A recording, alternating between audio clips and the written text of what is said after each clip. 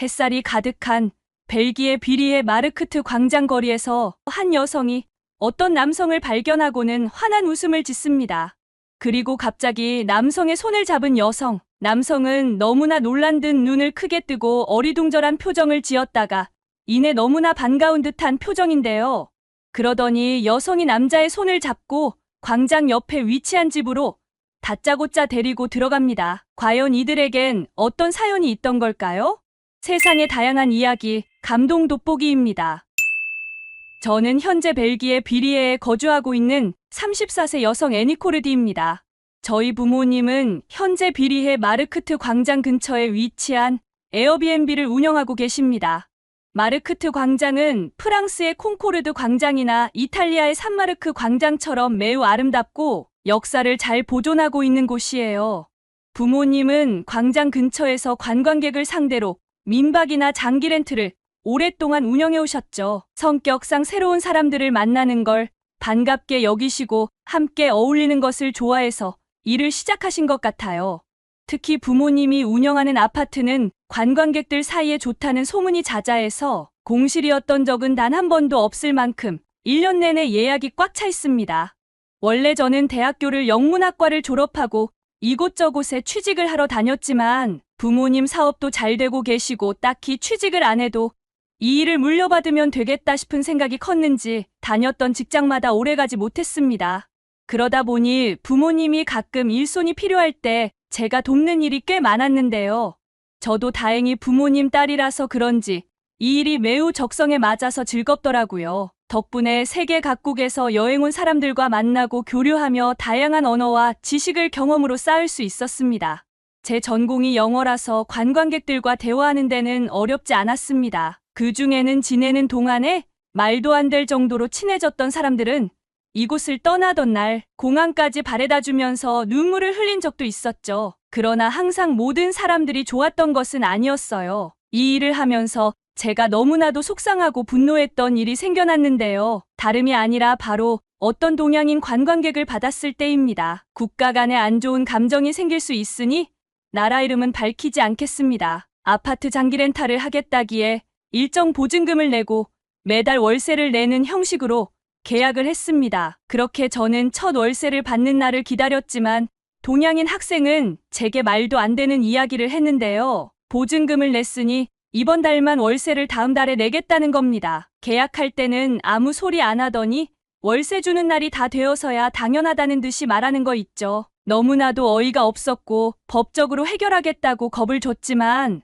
아직까지 보증금이 남아 있었기에 돈을 안 낸 것은 아니라서 법적으로 제가 유리한 입장도 아니라는 변호사 친구의 말을 듣고 기다렸습니다. 그렇게 그 다음 달에 동양인은 입금을 해주었고 마지막까지 월세를 받아냈기에 저는 마음 놓고 있었습니다. 문제는 계약이 끝나는 날 제가 집을 확인차 방문했을 때였습니다. 오늘 드디어 나가는구나 하며 기뻤던 마음도 잠시 뭔가가 타는 냄새가 나면서 숙소에서 뿌연 연기가 나오고 있었습니다. 잠시 후엔 시뻘건 불길이 타오르는 걸 목격한 거죠. 황급히 직원 숙소에서 쉬고 계신 부모님께 연락함과 동시에 소방서에도 신고했습니다. 그러나 소방서 측에서는 다른 곳으로 출동 중이라 야간 근무자가 부족하다며 출동을 최대한 신속히 하겠으나 인원이 모일 때까지 시간이 걸릴 수 있다고 말했습니다. 시간은 계속 흘렀어요. 소방서 측에서 시간을 끌수록 문제는 더욱 심각해져 갔습니다. 이러다 저희 가족의 모든 것인 소중한 건물을 통째로 날리는 건 아닌가 하는데 보다 못한 아빠는 불이 더 번지기 전에 귀중품만이라도 가져오시겠다며 저희 만류에도 불길이 치솟는 건물 안으로 들어가셨습니다. 하지만 아빠는 도저히 나올 기미가 안 보였고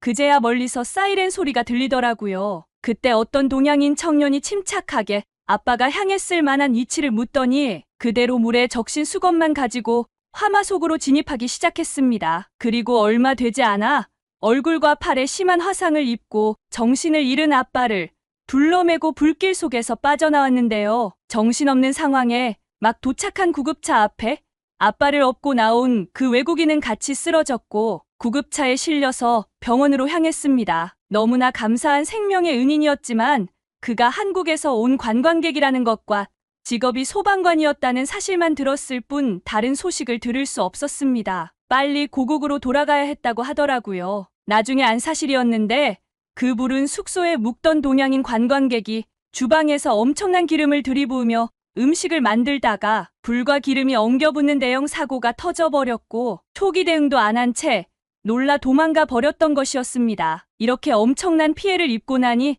아시아인에 대한 편견이 생겨나기도 했어요. 물론 아빠를 구해준 사람도 동양인이었지만 재산적, 정신적 피해를 입힌 사람을 먼저 생각하게 되더라고요. 그러다가 하루는 한국에서 3달 동안 예약을 한 사실을 확인하고 저는 걱정이 크게 앞섰습니다. 유럽이나 미국에서 왔다면 좋았을 텐데 하필 아시아에서 왔다는 생각에 찝찝함이 머리를 떠나지 않았어요. 그러다 인사도 제대로 못하고 얼떨결에 방을 안내해준 게 첫 만남이었습니다. 그 후 저는 며칠 동안 휴가를 다녀왔는데 도착한 저는 깜짝 놀라고 말았습니다. 아파트 전자레인지가 고장났다고 해서 그 아파트에 방문했는데 지저분하긴커녕 모델하우스를 보는 것 마냥 집이 깨끗했기 때문입니다. 며칠이 지나고서야 알게 된 학생의 이름은 미경이었습니다. 자신이 원래 식물을 매우 좋아해서 2주마다 한 번씩 꽃시장에 방문해 꽃을 사온다고 하더라고요. 또 빨래를 할 때 원래대로 하지 말고 이렇게 세제를 섞었으면 마치 새 것처럼 깨끗해진다는 등 여러 생활 팁을 알려주는 미경에게 저는 미안한 마음이 들었습니다. 단지 아시아인이라는 이유로 편견을 갖고 대한 것과 쓸데없는 걱정을 한 것이 미안해졌죠. 저는 그녀에게 제대로 사과하고 인사하며 이런저런 이야기를 나누었습니다. 점차 시간이 지나며 그녀와 친해졌고 한국 음식도 자주 해주었는데요. 저희 부모님 입맛에도 잘 맞아서 미경의 요리를 참 좋아하셨죠. 그 중에서도 엄마가 제일 좋아하는 요리는 비빔밥이었습니다. 함께 밥을 먹으면 정이 훨씬 더 많이 든다던 그녀는 유독 다른 게스트들과는 다르게 저희 가족에게 식사 대접을 여러 번 해주었습니다. 그래서 저희는 더 가까이서 소통할 기회가 많아졌고 이후로 저희 가족은 한국인에 대한 인식이 매우 좋아지게 되었죠. 그러다 계약했던 3개월이 지나 헤어질 시간이 되었고 미경이와의 헤어짐도 너무 슬퍼 공항에서 헤어지면서 한바탕 울었답니다. 그리고 그렇게 또 새로운 관광객들과 만나면서 자연스레 미경과의 연락은 뜸해지게 되었죠. 20대 때 잠깐씩 부모님을 도와드리면서 시작했던 숙박업이었는데 어느새 저도 30대 중반이 되었고 어느 날 아빠가 돌아가시고 난 후 엄마의 건강도 갑자기 나빠지기 시작했습니다. 검사를 받아봐도 큰 병이나 원인 등은 나오지 않았는데 계속해서 시름시름 앓고 자주 열이 나더라고요. 그리고 서서히 엄마의 생일이 다가오고 있었고 저는 기운 없는 엄마를 기쁘게 하고 싶었습니다. 무엇을 선물하면 엄마가 좋아할까 고민하던 저는 아주 좋은 선물 하나가 문득 떠올랐습니다. 엄마가 그렇게 좋아하셨던 비빔밥을 직접 만들어 드리고 싶었습니다. 직접 만든 적은 한 번도 없었지만 그래도 저는 일단 아시아 식품을 파는 마트에 가서 장을 보았어요. 가장 중요한 재료인 고추장도 구입했고 모든 재료를 완벽하게 준비했죠. 엄마가 드시고 기뻐할 생각에 요리를 하는 내내 콧노래가 나올 정도로 즐거웠어요. 그렇게 드디어 완성한 비빔밥을 저는 바로 한 입 크게 먹어봤지만 예상과는 너무나도 다른 맛에 실망감이 몰려왔습니다. 풍미도 없었고 비빔밥 특유의 감칠맛 또한 없었죠. 저는 이것저것 재료를 넣어보고 다시 비벼보고 처음부터 다시 만들어봐도 미경이 해주었던 그 비빔밥의 맛이 전혀 나질 않았어요. 뭐가 잘못된 건지 몇 번의 시도가 실패한 끝에 저는 미경에게 DM을 보냈습니다. 시차 때문에 답장이 늦기는 했지만 그래도 방법을 알 수는 있으니까 다행이었죠. 저는 꼼꼼히 받아 적었지만 미경이 알려준 레시피는 제가 아는 그대로였습니다. 다가오는 엄마의 생일을 걱정하고 있었죠. 그러던 어느 날 영화 같은 일이 일어났습니다. 퇴근하고 집으로 향하던 길에 동양인인데 한국인처럼 보이는 한 남성을 발견했습니다. 약간 낯익은 얼굴이어서 제가 다가가 한국어로 인사를 했습니다. 안녕하세요. 제 서툰 한국어에 고개를 돌린 그는 예상도 못했다는 듯 당황했지만 이내 환하게 웃으며 함께 네 안녕하세요? 하고 인사해 주더라고요. 그러더니 혹시 이 근처 사냐고 묻더라고요. 그 순간 저는 그가 아빠를 구해준 사람이란 게 기억이 났죠. 너무나 놀랍기도 하고 반갑기도 했습니다. 그때 그렇게 연락이 닿지 않아서 고마움을 표현할 길이 없었는데 이렇게 만나서 너무 다행이라고 생각했죠. 그렇게 저희는 식당으로 가서 서로 얘기를 나눴고 그제서야 그의 이름이 윤호였다는 걸 알게 되었습니다. 윤호 씨는 아빠 안부를 물었고 저는 덤덤하게 몇 년 전 건강 악화로 돌아가셨다고 말하며 아빠도 돌아가시기 전에 윤호 씨 얘기를 했다고 전했습니다. 이렇게 다시 만나 재회했으면 좋았을 거라고 말하는 그의 눈가에는 촉촉하게 눈물이 맺혔습니다. 저는 왠지 모를 편안함이 생겨 이내 조심스럽게 제 고민을 털어놓았습니다. 사실 아빠가 돌아가시고 나서 아프신 엄마를 위해 비빔밥을 만들어 봤는데 제가 원하는 맛이 나질 않는다고요. 뭐가 원인인지 모르겠으니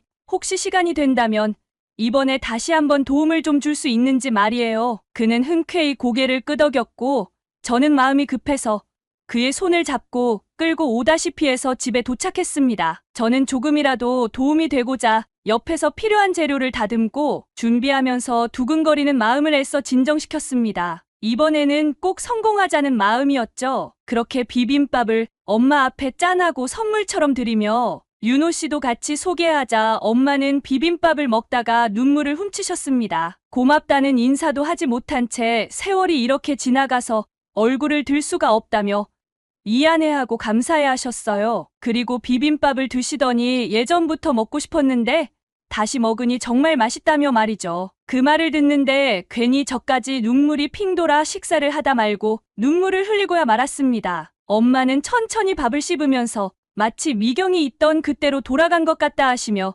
지난 날을 회상하셨습니다. 엄마에게 저는 앞으로 꼭 건강해지라고 건강해져서 함께 한국으로 여행을 가자 이야기했고 엄마는 꼭 그렇게 하자며 고개를 끄덕였어요. 그날 우리는 밥 한 톨도 남김없이 비빔밥을 다 먹었습니다. 저는 그날 맛있는 비빔밥을 완성할 수 있도록 저를 도와준 윤호 씨와 진지하게 만나게 되었고 다가오는 봄에는 결혼을 약속한 사이가 되었습니다. 그가 저희 가족에게 주었던 헌신과 도움 덕분에 엄마도 이 결혼을 대찬성했고요. 결혼 후에는 엄마를 모시고 한국에서 살 예정이랍니다. 그리고 한국에 가면 미경과도 만날 생각에 잠이 오지 않는 밤이네요. 제 사연은 여기까지입니다. 들어주셔서 감사해요.